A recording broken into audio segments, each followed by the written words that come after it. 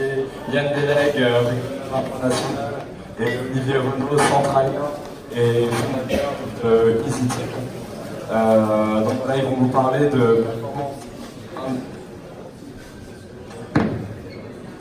performance individuelle, performance collective, comment le sport à haut niveau peut vous aider dans votre carrière.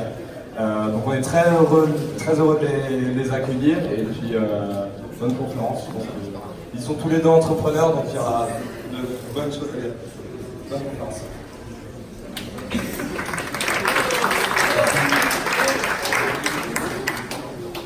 Bonjour à tous, bienvenue pour cette super conférence. Bon, au départ, elle était prévue avant la soirée d'hier soir. Déjà, on est dans le haut niveau là. Donc, d'abord, je vais souhaiter la bienvenue à Yann. Yann, bonjour. Bonjour à tous. Effectivement, on est moins en forme que quand on est arrivé. J'ai dû réveiller Olivier ce matin parce que son réveil n'avait pas sonné. Mais malgré ce petit tracker, on est quand même ici. Alors Yann, c'est toi la star, ici, aujourd'hui. C'est pour ça que c'est le point à l'IDE. Il faut féliciter d'abord l'équipe de rugby de Centralement. C'est aussi grâce à eux que tu es là aujourd'hui. Bravo à vous. Bravo.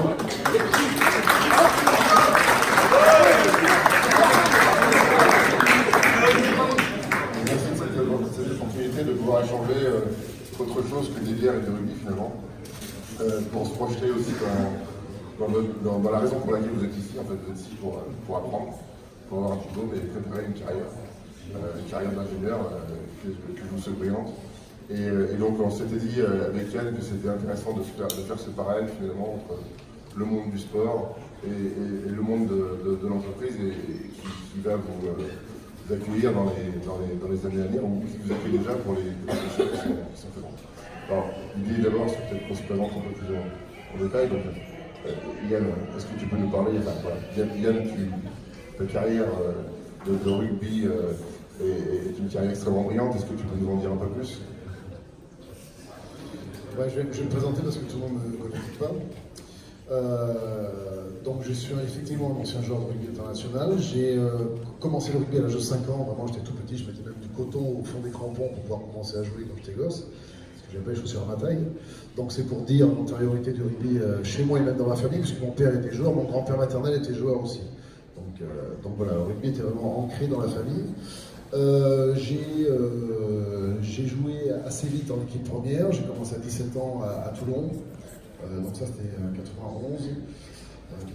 90-91. Et je suis resté à Toulon jusqu'en 97. J'ai été champion de France avec Toulon en 92 pour quasiment pour la première saison. Donc il y a déjà pas mal de temps, vous n'étiez pas né. Et je suis allé au Stade Toulousain en 97 jusqu'en 2004. Où là j'ai regagné en 99 et en 2001 le championnat de France avec mon pied bonus, et j'étais champion d'Europe en 2003 aussi avec le Stade Toulousain. J'ai fait 2 saisons à Castres de 2004 à 2006 et j'ai fait une dernière saison à Toulon histoire de boucler la boucle. J'ai terminé ma carrière à 34 ans en 2007 juste avant la Coupe du Monde. Voilà, sur un plan international, j'ai joué en équipe de France entre 1994 et 2005. J'ai eu la chance de faire une Coupe du Monde en Afrique du Sud. Malheureusement, les 2 autres Coupes du Monde, j'ai été blessé, donc j'ai pas pu en faire partie. Voilà, sur un plan sportif, et puis sur un plan un peu plus professionnel, forcément, le rugbyman se reconvertit. Et je me suis lancé dans l'événementiel sportif, donc j'ai commencé à créer des beach rugby internationaux. J'en ai fait à Sainte-Maxime à la fin de ma carrière, mais je jouais encore un petit peu. Et surtout, je suis monté à Paris à la fin de ma carrière. J'ai fait 4 beach rugby à Bercy. Je remplissais Bercy de sable et voilà, je convoquais tous mes copains rugbyman français et étrangers. Donc on faisait le beach rugby international à Bercy. Et après, j'ai rencontré Stéphane, mon associé qui est là-bas. On a changé de virage et à ce moment-là, on a fait le tournoi des 6 stations. Donc c'est un tournoi de rugby sur la neige dans les stations de ski. Où pareil, j'invite plein d'anciens internationaux. C'est un spectacle gratuit pour les gens pendant les vacances scolaires, donc c'est très ludique. Et puis on a fait aussi le petit frère du tournoi des 6 stations l'hiver, en faisant le tournoi des 6 stations été, où là je mets une plateforme flottante sur la Méditerranée recouvert de synthétique et on joue sur l'eau en fait. Pas d'embut, pas de touche, et donc c'est très spectaculaire parce que quand on a des essais, il faut plonger dans l'eau. On pourra aller voir ça sur les sites internet, sur les réseaux sociaux. C'est assez ludique. En parallèle de ça, je m'occupe des partenariats sportifs pour le groupe Orangina Suntory, avec les marques Schweppes, Oasis, Pulco, Meiti, Orangina. Donc voilà, ça occupe pas mal de mon temps aussi. Après, je fais quelques opérations avec des sociétés de management où je mets en parallèle tout ce que j'ai appris dans le sport et le management de l'entreprise. Et puis après, j'accompagne aussi un peu des sociétés lors des matchs de l'équipe de France de rugby, sur le briefing d'avant-match et d'après-match.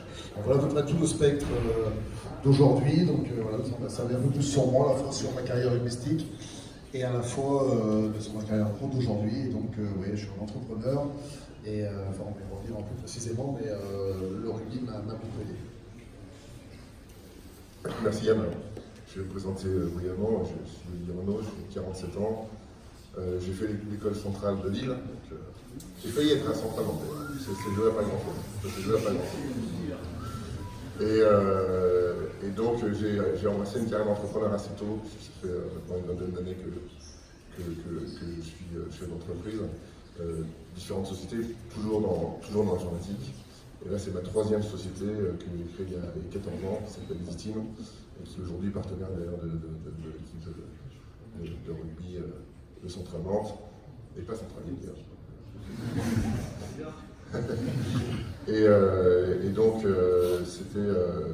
c'est une carrière d'entrepreneur notre carrière d'entrepreneur où je dirige des sociétés entre 50 et aujourd'hui 150 personnes à peu près.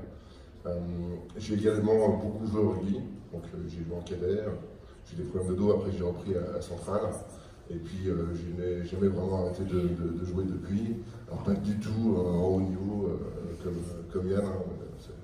C'est juste des extraterrestres, hein, dans ces équipes-là. Alors des extraterrestres, c'est en même temps des gens hyper simples, hein, vous avez pu voir, hyper accessibles, donc ça c'est l'humilité est vraiment quelque chose de fondamental chez ces gens-là.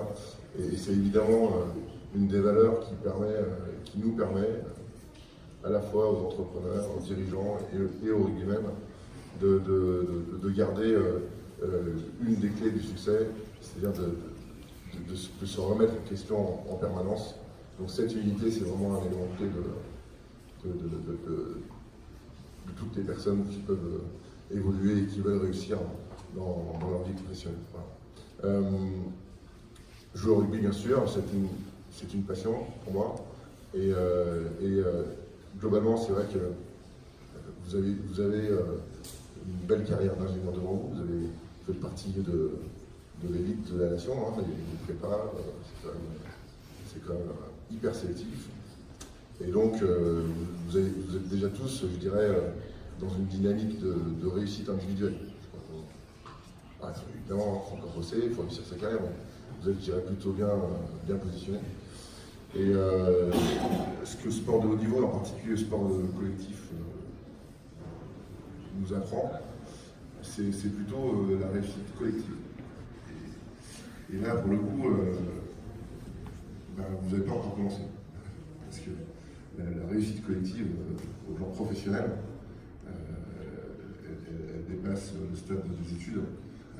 Et vous allez être confronté à cette problématique de la réussite collective dans le monde professionnel, qui sera, à mon avis, pour vous, un des enjeux principaux. Alors, je vais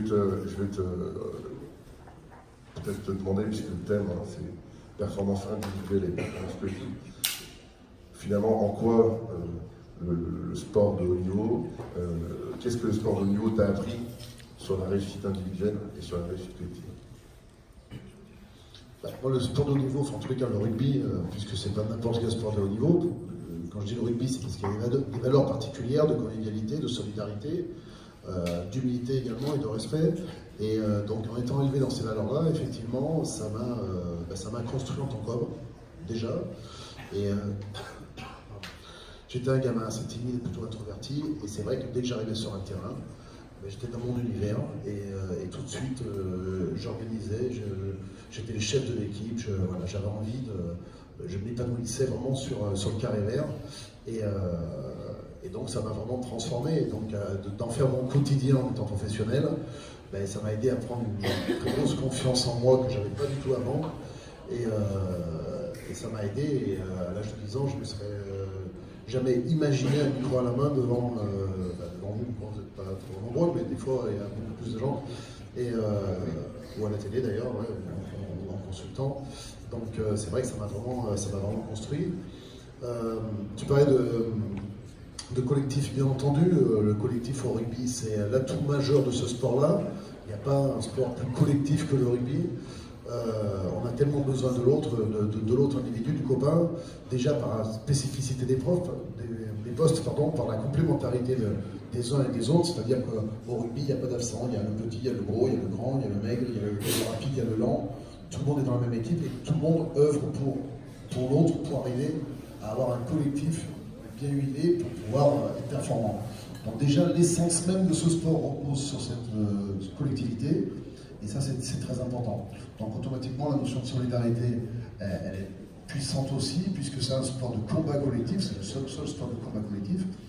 Et quelque part, je vais à la guerre pour mon copain, parce que je vais mettre la tête dans des endroits un peu dangereux pour aller chercher le ballon et pour que mon pote il l'utilise et qu'il aille marquer. Donc à un moment donné, il y a un esprit de sacrifice qui est très très fort au rugby, et pour avoir cet esprit de sacrifice, il faut aimer les mecs avec qui on joue, quoi.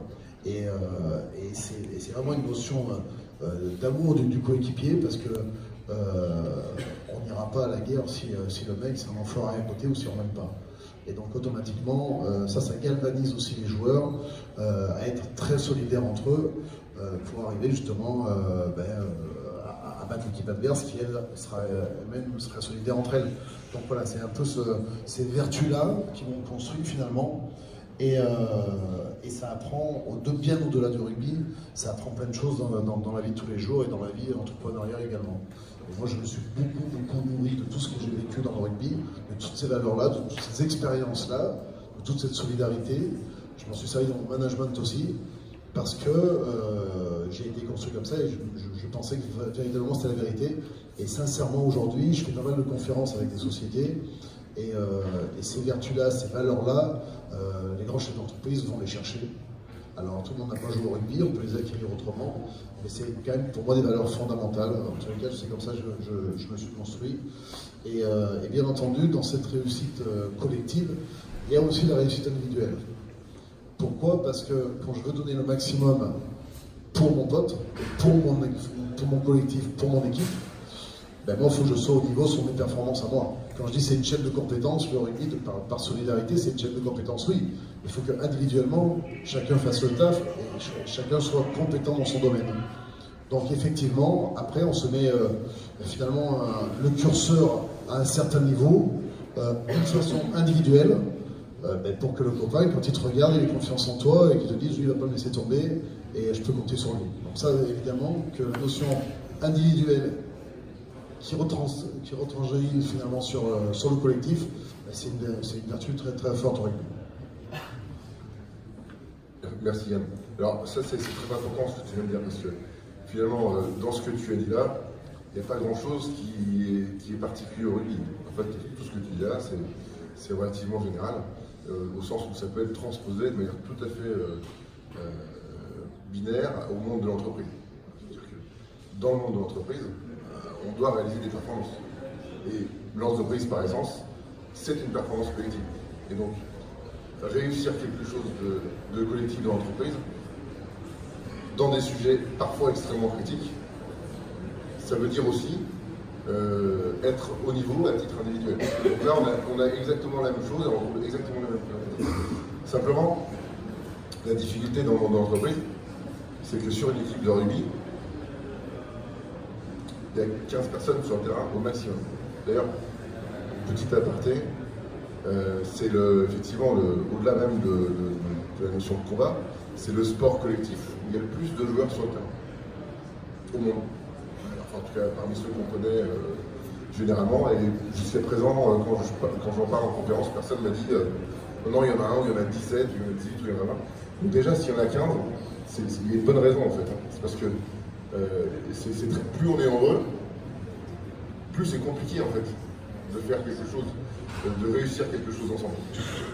Et évidemment, alors il y a des exemples que j'aime chercher aussi, alors qui sortent un peu du sport, où il y a une performance collective, où à très grand nombre, qui n'est pas l'exemple de l'entreprise. Je pense notamment à l'exemple de l'opéra, des opéras ou de l'orchestre de musique classique, où effectivement, on est dans la performance collective, mais là, on est plus que 15, on est 50, parfois 100, enfin avec des places, ça peut être bien au-delà. Et donc, le sujet de la performance collective se transpose aussi dans certains autres domaines, comme effectivement le domaine de l'art, de la musique, et évidemment aussi dans le domaine de l'entreprise. Mais le sujet de la performance collective, il passe d'abord par un élément fondamental, qui est la communication. Un des présidents du CNPF, le syndicat des patrons français à l'époque, qui s'appelait comme ça, Yvon Gattaz avait écrit un article brillant qui expliquait, qui démontrait ça assez bien, et qui disait finalement ce qui fait la performance de l'entreprise, c'est pas sa taille, c'est pas ses moyens, c'est sa capacité à communiquer. Et donc on retrouve évidemment ce thème-là également dans le monde du rugby. Le côté qui est sympa aussi, c'est que dans le sport collectif de haut niveau, ou d'ailleurs pas forcément toujours de haut niveau, mais en tout cas le sport collectif exigeant, on retrouve ce côté de dépassement de soi, une sorte de transcendance. C'est vrai que quand on joue au rugby, il y a des moments où tout vous réussit. Donc, le match parfait, le match de référence, comme on dit parfois. Et moi j'ai eu l'occasion de le vivre une fois où j'ai joué avec des internationaux, des anciens internationaux, comme toi Yann, dans un tournoi de rugby à 60. Et c'est vrai que voilà, ce jour-là, on était tous pas à 150%, pas à 120%, pas à 180%, mais à 4000%. À 4000%. C'est-à-dire le jour où on a 4 poumons, le jour où on a beaucoup plus vite que jamais. Et ça, forcément, ça fait réfléchir parce que on se dit, bah, finalement, on arrive à faire des choses qu'on ne pensait pas possibles. Et à l'époque, c'était mon équipe folklore, je travaillais chez Deloitte à l'époque, j'avais une équipe folklore, il y avait 4 internationaux, et en face, on avait une équipe d'anciens internationaux, et on les avait battus. Voilà. Donc, à 15, voilà. Donc c'était juste incroyable. Et ça, pour moi, ça a été un match de référence, mais pas un match de référence pour le rugby, ça a été un match de référence pour ma vie. Parce que je me suis dit, ce jour-là, que d'abord, on pouvait être à 4000% et pas à 100%. Et ça, c'est possible que collectivement, parce que c'est l'énergie collective qui permet de se dépasser. Et en plus, le collectif, ensemble, il peut être aussi à 4000% si la somme des individus est à 200%. Le collectif fait que quand il y a cette transcendance, quand il y a cette réussite collective, on arrive à se dépasser et à se surpasser et à réussir des choses qu'on peut penser impossibles. Et ça, c'est véritablement quelque chose de fondamental que vous devez avoir à l'esprit, parce que ça veut dire que vous pouvez réussir des choses ensemble dans le monde de l'entreprise que normalement vous pourriez penser qu'elles sont impossibles à réaliser. Voilà. Et ça, c'est véritablement une clé de la réussite personnelle, mais aussi de la réussite professionnelle. Alors, Yann, parle-nous de ton expérience d'entrepreneur et est-ce que tu peux nous aider à nous expliquer pourquoi justement à ton niveau ou dans les conseils que tu donnes aux entreprises, le rugby justement t'a aidé à te surpasser et à aider les entreprises à se surpasser? Oui, effectivement, dans ma façon de manager mes équipes pour mes événements, j'utilise beaucoup ce que j'ai appris sur le terrain, sur toutes les valeurs qu'on a citées précédemment, et aussi tout ce que j'ai vécu avec les coachs que j'ai eus. J'ai eu pas mal de coachs dans ma carrière, que ce soit à Toulon, à Toulouse, en équipe de France, chacun avec des distinctions particulières. Il y a des coachs qui mettent toujours en alerte leurs joueurs, qui sont toujours dans l'affrontement avec les joueurs pour que les joueurs dépassent ses limites. Et à un moment donné, on veut à l'entraîneur et on joue toujours pour lui prouver un truc qu'il a tort. Ça, pour moi, c'est pas le meilleur management, mais je l'ai connu avec un entraîneur à mes débuts. Et puis après, il y a un management qui qui est plus sur la soif de gagner. Ça, c'est un Guy Novès, par exemple. Guy Novès, il avait cette qualité-là, c'est qu'il voulait toujours gagner. Dès qu'il entreprend quelque chose, même s'il joue aux cartes ou qu'il joue à la pétanque, le mec, il veut gagner tout le temps, quoi. Donc il a ça, qu'il a su, au Stade Toulousain notamment, faire passer comme message. Et tous ces joueurs qui sont passés entre ses mains ont cette gagne en eux. Et ça a été très communicatif. Et ça, c'est un truc qu'on peut lui reconnaître. Il a souvent été à l'écoute des joueurs, mais surtout, c'est lui qui avait le lead et qui arrivait à transcender les joueurs qu'il avait avec lui. Et il avait la qualité aussi de glisser un petit mot à chacun, qui allait éveiller chez chaque individu le petit truc qui allait lui faire se surpasser. Ça, c'était assez malin de sa part, et il était plutôt doué pour ça. Après, il y a eu un Bernard Laporte aussi, qui joue en équipe de France, où là, lui aussi, il était constamment dans l'agressivité, mais par contre, on sentait qu'il aimait ses joueurs. Il y avait une vraie solidarité avec ses joueurs. C'est-à-dire qu'il pouvait protéger ses joueurs, se mettre devant la presse quand ça allait mal, ou voilà. Alors, ça ne veut pas dire que quand je dis les protégeait du monde extérieur. Après, par contre, sur les après-matchs en vidéo, il me tuait, il me fracassait.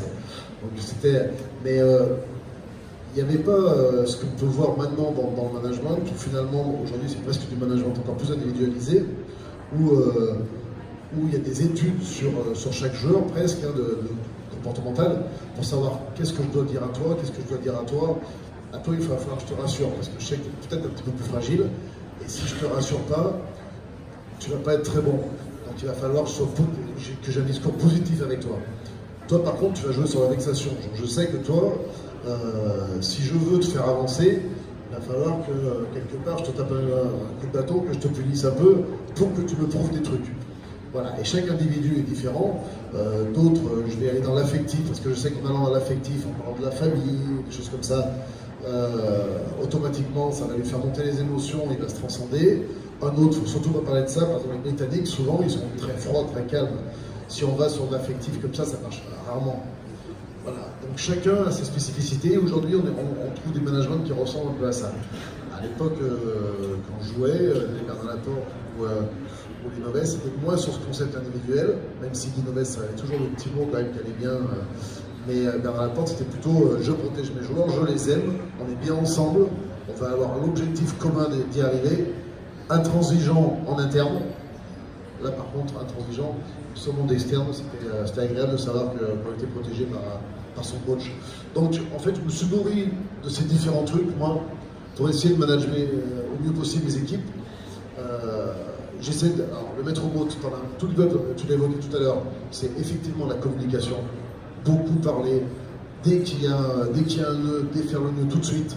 Parce que s'il y a un petit nœud à un moment donné et qu'on n'en parle pas, c'est ça qui va grossir, ça va mettre de la tension.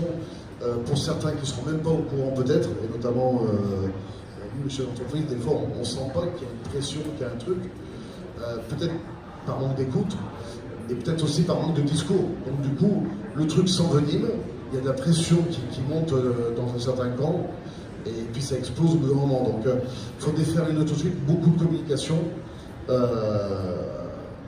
Moi j'aime bien aussi manager d'un point de vue assez participatif, c'est-à-dire que chacun donne des idées, bonnes, mauvaises. Après, c'est moi qui fais le tri et c'est moi qui choisis à la fin, mais que tout le monde donne son avis et que tout le monde ait des idées.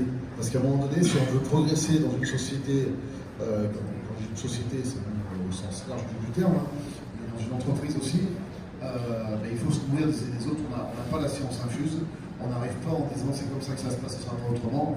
Et donc il faut se nourrir des autres. Et ça, c'est ce que j'essaie de faire dans mon quotidien avec ma boîte. Donc la communication, la transparence aussi, c'est-à-dire être très clair avec tout le monde, du respect bien évidemment. Il n'y a pas raison de traiter une personne différemment d'une autre. Donc essayer de mettre tout le monde sur un pied d'égalité. Je ne parle pas au niveau des salaires, mais je parle dans l'échange en tous les cas. Donc voilà, qu'on soit tous à peu près au même niveau. Et voilà, moi je me nourris beaucoup de toutes ces idées-là pour manager mes équipes. Et il y a une notion que j'aime bien, mais ça c'est justement à travers tout ce discours, à travers toute cette communication.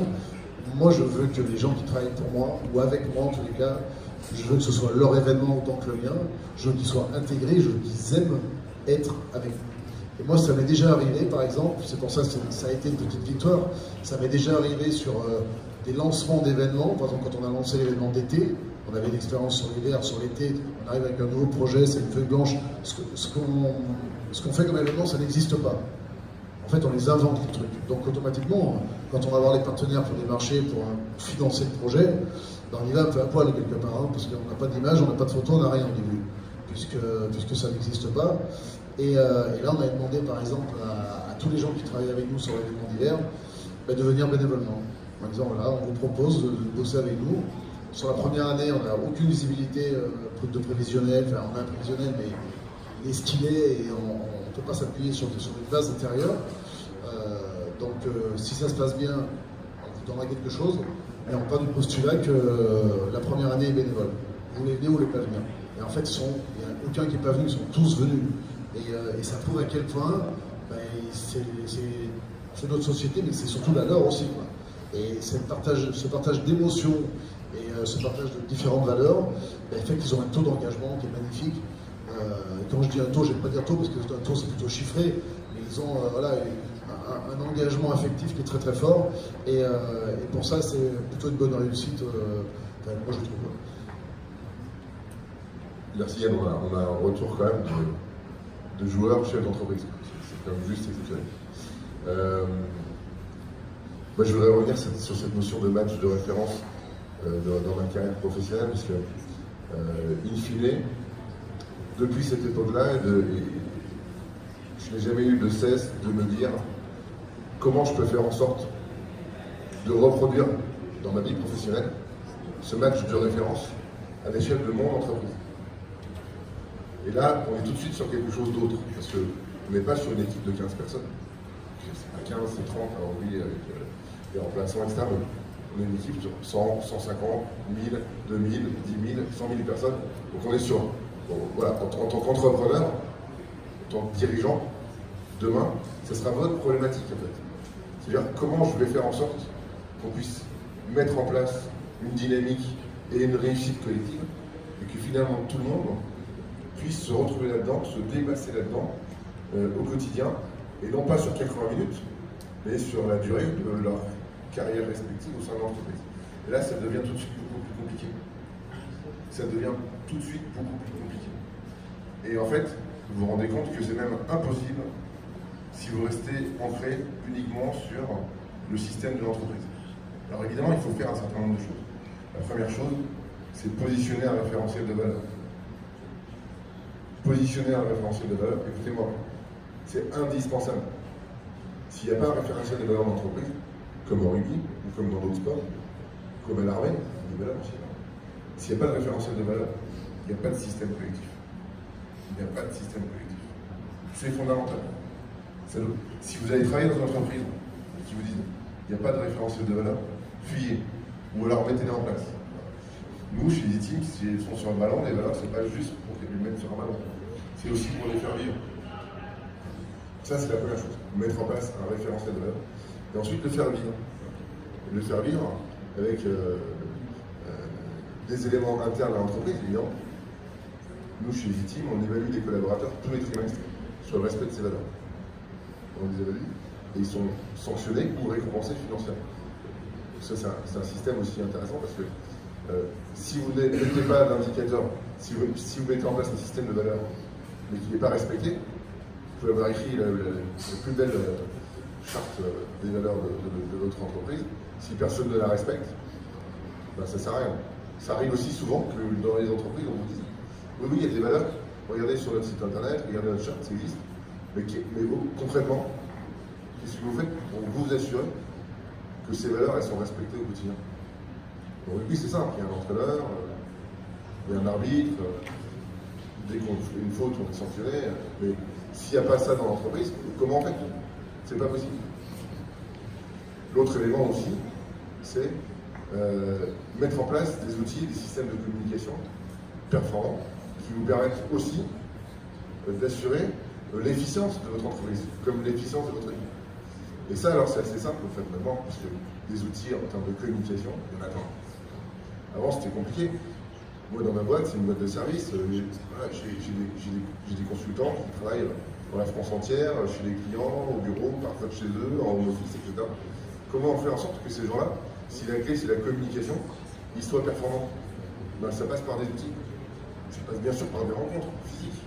Mais la communication instantanée est fondamentale. Les outils, c'est fondamental. Les outils, et en particulier les réseaux sociaux, internes ou externes, qui permettent en fait à l'ensemble d'une société, au sens large d'ailleurs, une entreprise, mais aussi une société au sens un pays, une nation, ou même au niveau mondial, de faire évoluer les choses dans un sens positif ou négatif aussi d'ailleurs, les deux sens possibles. Et puis le dernier élément, je crois qui est clé, c'est l'inspiration. L'inspiration, mais avant de parler d'inspiration, je vais juste vous passer un court extrait d'un film. Alors c'est en anglais, mais c'est sous-titré, donc ça va être plus simple. Alors, et puis ça va être système D, parce que donc, on va utiliser le micro pour diffuser le film.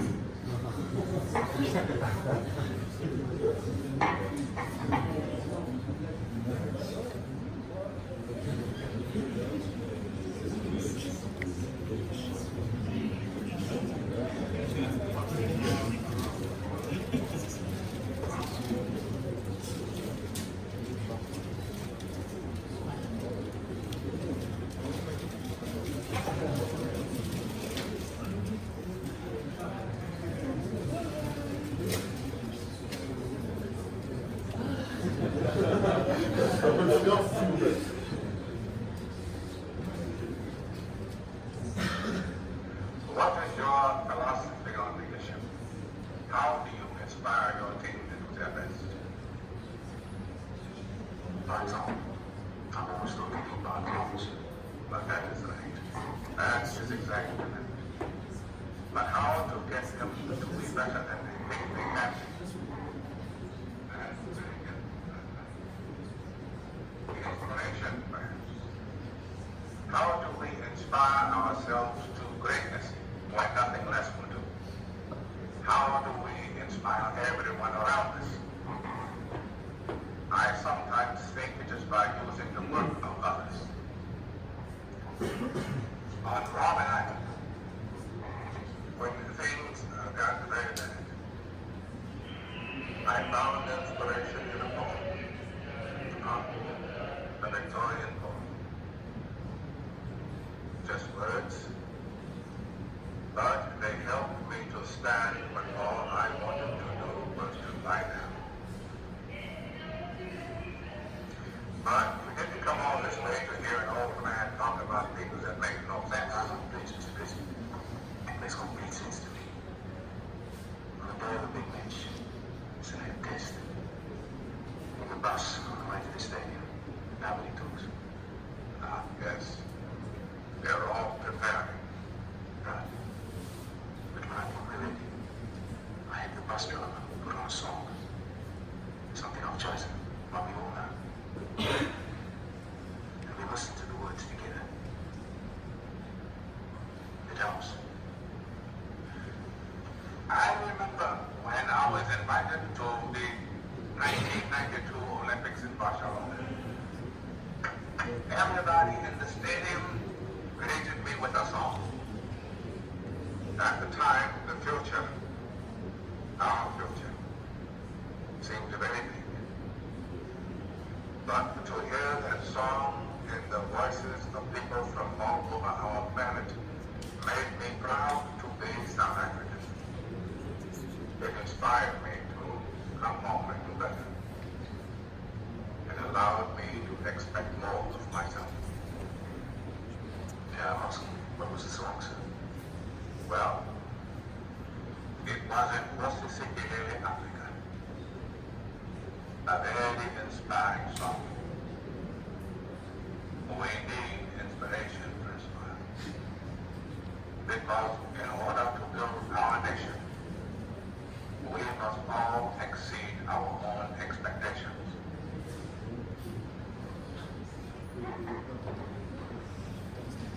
Voilà.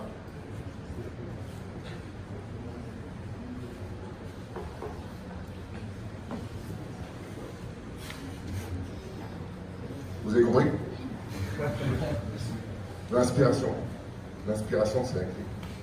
L'inspiration dans ce message, moi chaque fois que je regarde ça avec la titre, c'est quand même incroyable parce que c'est un bout d'histoire ce film.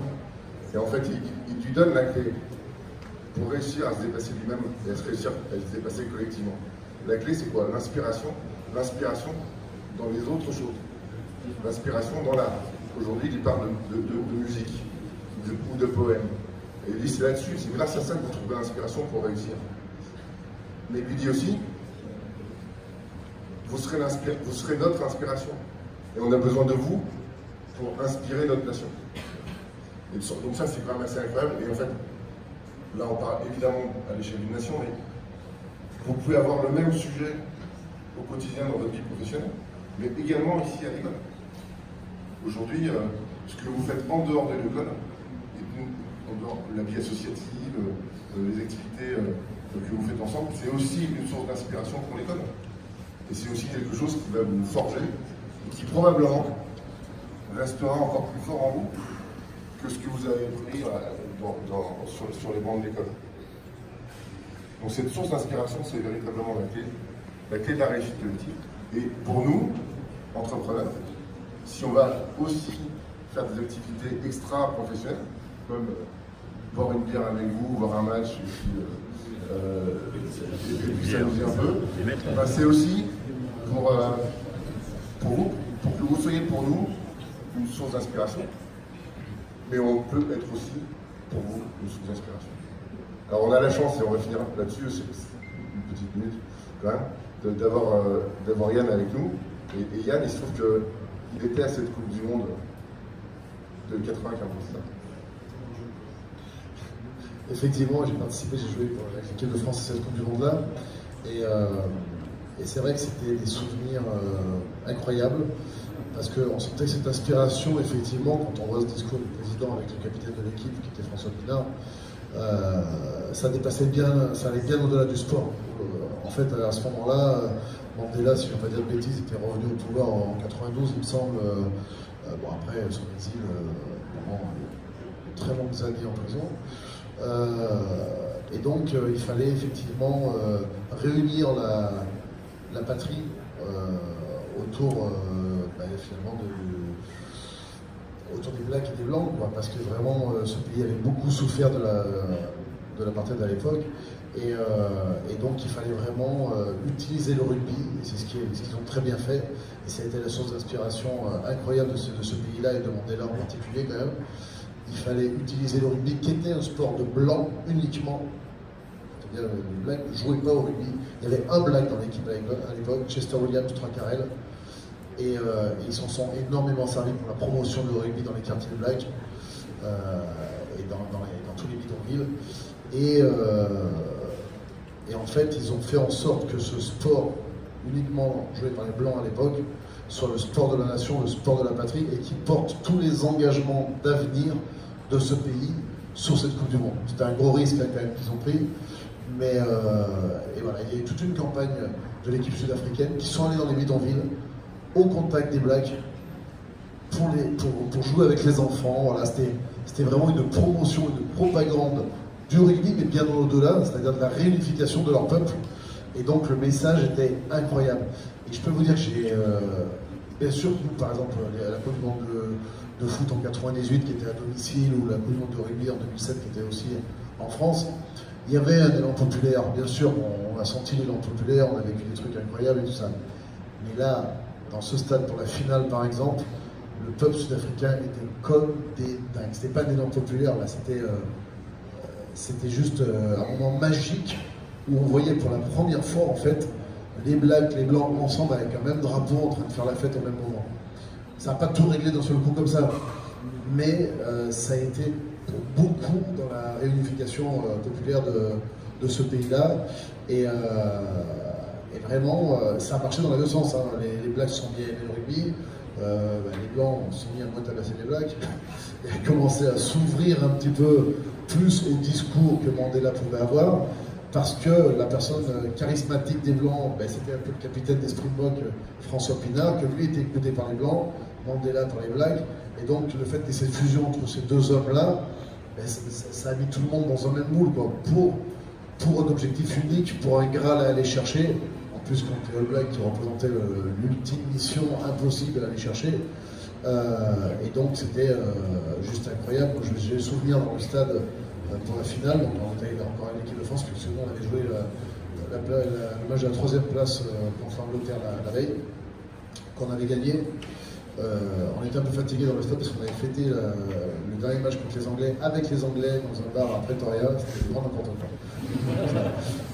Et pour une fois qu'on faisait l'avoir gagné les Anglais, c'est la première fois qu'on s'est dit finalement ils sont sympas, ils sont comme nous, on est con de les détester. Bon, ça a duré une demi-heure après, on s'est détesté. Mais donc pour l'anecdote dans ce stade, donc le mélange de population, et d'un seul coup le stade se met à trembler. Et ça allait dans le film, le film. Le stade se met à trembler, il y a un bruit énorme, on s'est dit qu'est-ce qui se passe, on flippait. Il n'y avait pas eu les attentats encore, hein, donc on ne flippait pas des attentats en fait. On se disait qu'est-ce qui se passe quoi. Et en fait c'est un avion qui passe au-dessus du stade mais à très basse altitude. C'était impressionnant et sur le ventre de l'avion c'était marqué Go Springbok, Good Luck Box, un truc de ce style-là pour supporter, pour encourager. Dans le film ils en parlent. Ils font ce style, c'était pas prévu. Moi, genre, bon, à mon avis, c'est très romancé. Je pense que c'était prévu. Là, dans le film, ils font ce style, c'est un mec qui a piqué un avion et qui fait le truc. Bon, c'est sûr que ça aurait passé comme ça. Mais quand l'avion est passé et qu'il y avait ça, on a senti la foule en délire parce qu'il y avait le truc de merde. On est en train de faire un truc de fou. On fait passer un avion là, c'était qui tremble, c'était un truc de fou. Et donc, on va dans cette folie jusqu'à la victoire, quoi. Et après, forcément, pour la victoire, les rues de Jobourg et de toute l'Afrique du Sud, c'était du vrai délire. Il faut savoir qu'en plus, le rugby en Afrique du Sud, c'est comme le foot au Brésil. C'est-à-dire que tous les gamins qui vont à l'école jouent au rugby, donc c'est le sport numéro 1 là-bas. Donc effectivement, j'ai eu la chance de vivre ce truc de fou. Et malheureusement, on avait perdu contre eux en demi-finale, dans un match... Il faut quand même que je vous raconte ce genre de match parce que c'est la première fois, l'unique fois que ça m'est arrivé quand même, au final. J'étais remplaçant sur ce match-là. En fait, on arrive à Durban. Durban, il pleut quasi jamais. Et là, il y a orage depuis 24 ou 48 heures, gros orage. Et quand on arrive au stade, on doit jouer, en fait, il y a Sado sur le terrain. On voit plus les lignes, on voit, enfin, c'est une barre.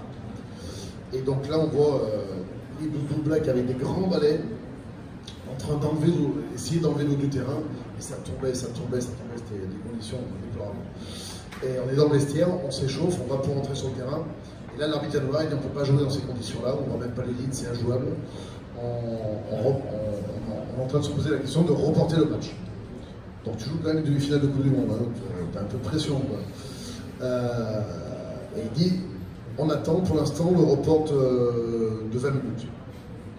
Donc tu t'arrêtes de t'échauffer dans le vestiaire, tu bois des thés, des cafés, tu redescends en pression, tu te rééchauffes. Et là, le nouveau arbitre arrive et il dit on ne peut toujours pas jouer, mais on ne pourra pas jouer, ça paraît compliqué de décaler d'un jour.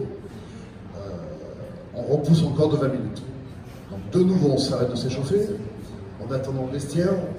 Alors là, tu as le management parce que plus c'est long, plus tu gamberges, et c'est là le coach est important parce que là il faut garder toute la concentration, la motivation. On sait qu'on va jouer un match très difficile contre les Springboks à domicile et puis aussi dans des conditions particulières. Et on a fini par jouer ce match. C'était un match où sincèrement, pour moi ce match était injouable. Il y avait Sado sur le terrain. Pour vous dire, vous savez, quand on tape un coup de pied au rugby, sur terrain sec ou sur synthétique, le ballon il rebondit à droite, à gauche, bon, c'était du ballon ovale. Quand on joue sur un terrain qui est mouillé, qui est bien mouillé, quand on tape un coup de pied, le ballon généralement il a une trajectoire, quand il va rebondir, il va fuser, il va plutôt aller tout droit. Il va rebondir tout droit parce qu'il va glisser sur l'herbe. Bon, là on tapait un coup de pied, le ballon il tombait. Il s'arrêtait net, ni il roulait, ni rien du tout. Il s'arrêtait net comme quand on tape sur un lac. Donc les conditions particulières, très peu de passes, des grands coups de pied tout le temps, des fautes de partout, enfin voilà.